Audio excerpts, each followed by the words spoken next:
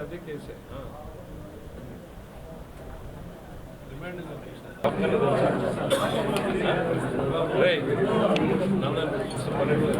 నేనే కనుక్కో చదవరాను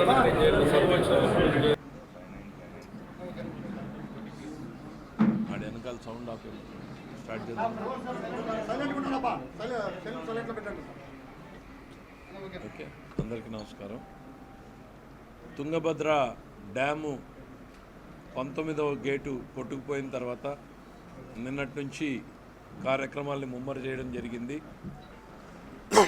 ఆ గేట్లకు ప్రత్యామ్నాయంగా ఏవైతే మనం చిన్న చిన్న గేట్లని ఒక్కొక్కటిగా దించాలని అనుకున్నామో అవి 3 కంపెనీలకు ఇవ్వడం జరిగింది. ఆ 3 కంపెనీలు కూడా దాదాపు వర్క్ని శరవేగంగా పూర్తి చేస్తూ ఉన్నాయి. రేపు ఈరోజు సాయంత్రానికి కానీ రేపు ఉదయానికి కానీ మనకి ఫస్ట్ గేటు డెలివరీ అయ్యేటువంటి అవకాశం ఉంది. అయితే అంత లోపల చేయాల్సినటువంటి పనులని అక్కడ దిగి పని చేసుకోవడానికి అది అంటే పారే నీళ్లలో మనం ఈ కార్యక్రమం చేయబోతున్నాం. కింద ఎటువంటి బేసు లేదు, అక్కడ ప్లాట్ఫామ్ ఏర్పాటు చేసుకోవడానికి కూడా అవకాశం లేదు. జిందాల్ కంపెనీ వాళ్ళని అడిగినందుకు జిందాల్ వాళ్ళు వాళ్ళ దగ్గర ఉన్నటువంటి 2 క్రేన్స్ని మనకి సపోర్ట్ చేస్తూ ఉన్నారు. సో ఆ క్రేన్లో నిలబడే వాళ్ళు అక్కడ వెల్డింగ్ చేసుకునేటువంటి అవకాశాన్ని కల్పిస్తున్నాం. నేను చెప్పినట్టుగానే భారతదేశంలోనే ఇది ఒక ఇంజనీరింగ్ సాహసోపేతమైనటువంటి చర్య. ఇది అధికారులు కానీ వాళ్ళు తీసుకున్నటువంటి తుంగభద్ర బోర్డు తీసుకున్నటువంటి నిర్ణయం అనేటువంటిది ఒకవైపు 30,000 క్యూసెక్కుల నీళ్లు పోతూ ఉన్న తరుణంలో దాని మీద నిలబడి ఎటువంటి ఆధారాలు లేకుండా దాని మీద ఆ నీటి మీద క్రేన్ల మీద నిలబడి అక్కడ గేట్లను వెల్డింగ్ చేసుకుని ఆ పారే నీటి మీదనే వాటిని దించేటువంటి ప్రయత్నం చేయడం జరుగుతుంది. ఈరోజు సాయంత్రం కల్లా కూడా మనకు ఆ గేట్లు అందుబాటులోకి వచ్చేటువంటి అవకాశం ఉంది. ఆ క్రేన్లు కూడా అందుబాటులోకి వచ్చేటువంటి అవకాశం ఉంది. ఆ కార్యక్రమాలు ఈరోజు ఉదయాన్నే అక్కడ పూజ చేసి అధికారులు ఈ కార్యక్రమాలన్నింటికీ కూడా శ్రీకారం చుట్టడం జరిగింది. సో తప్పకుండా ఇది ఒక ఫలితాన్ని ఇస్తుంది అనేటువంటిది ఆశిద్దాం. భారతదేశంలో ఇంతవరకు కూడా ఎక్కడా కూడా ఇటువంటి విపత్కర పరిస్థితి రాలేదు. గత ప్రభుత్వంలో గేట్లు కొట్టుకుపోయినాయి, ప్రాజెక్టే కొట్టుకుపోయింది, అయినా వాళ్ళు దాని వైపు తిరిగి చూడలేదు.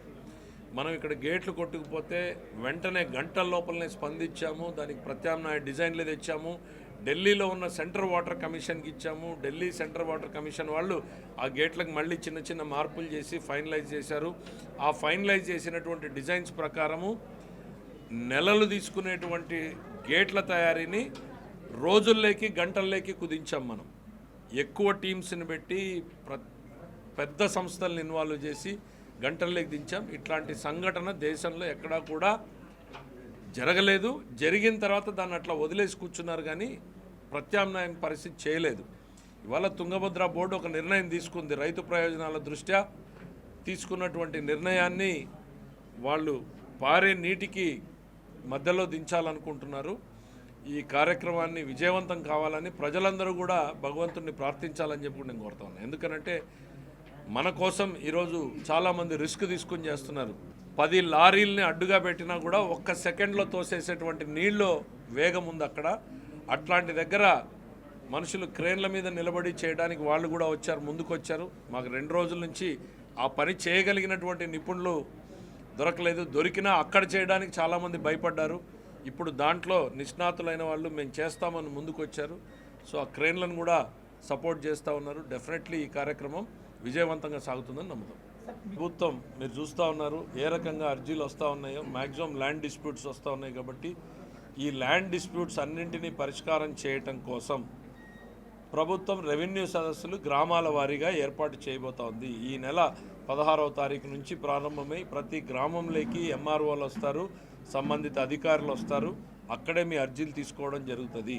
తప్పకుండా ప్రజలందరినీ కూడా దీన్ని సద్వినియోగం చేసుకోమని చెప్తా ఉన్నాం. రాష్ట్ర వ్యాప్తంగా గత 5 ఏళ్లలో అనేక మంది మా భూములు కబ్జాకు గురయ్యాయి, మమ్మల్ని బెదిరించారు, మా భూముల్ని ఆక్రమించారు అనేటువంటి కంప్లైంట్లు విపరీతంగా వస్తున్న తరుణంలో ప్రభుత్వం ఈ రెవెన్యూ సదస్సులు పెట్టాలి అని నిర్ణయం తీసుకుంది.